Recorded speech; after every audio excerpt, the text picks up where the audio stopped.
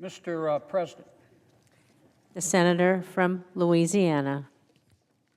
Thank you, Madam President. I apologize.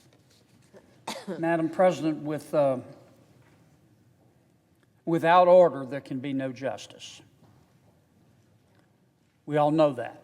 Without order, there can be no justice.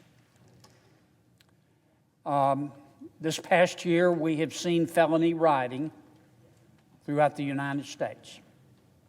It doesn't matter whether that felony rioting happened here at the Capitol.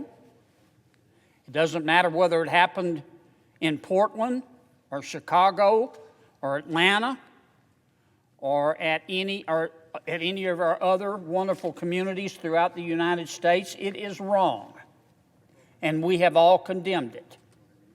And it should be punished, and it certainly shouldn't be rewarded. My amendment is very simple. It says that if you were one of those rioters and you have received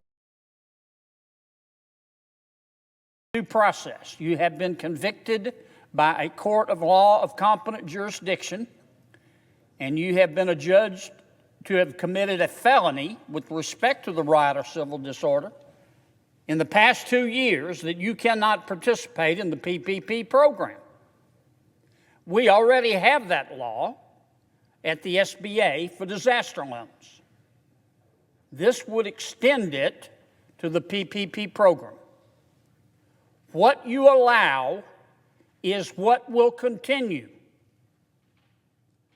What you allow is what will continue.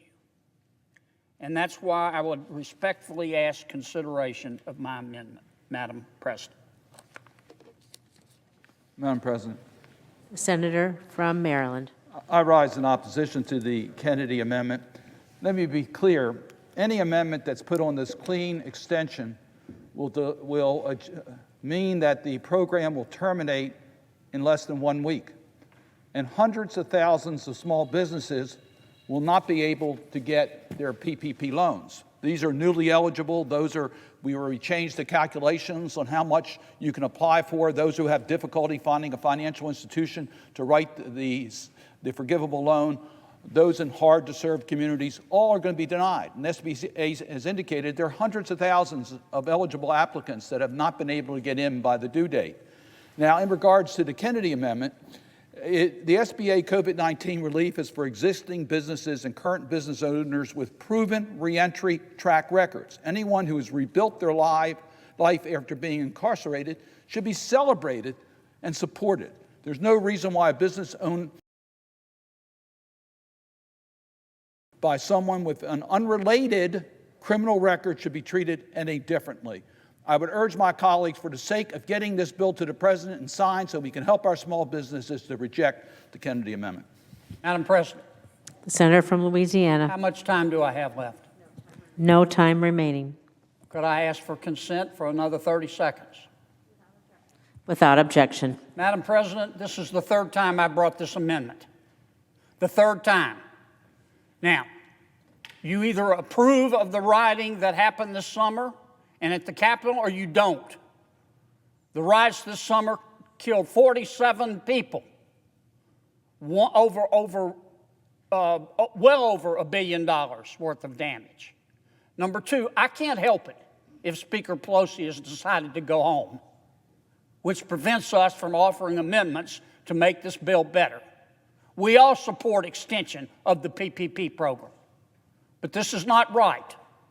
And it would be a lot more intellectually honest if my colleague said, who opposed my amendment, said, look, we just don't think that if you rioted, you should be punished with respect to the PPP program, because that's what a no vote is saying.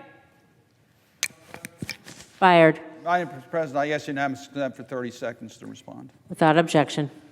The gentleman's amendment goes well beyond that. The gentleman's amendment goes back 2 years. It could be a civil disturbance on a college campus if someone now has an existing business totally unrelated to any economic crime. It is just something that should not be in this law, and I urge my colleagues to reject it. Madam President. The senator from Louisiana. I'd like to ask my colleague for 30 more seconds.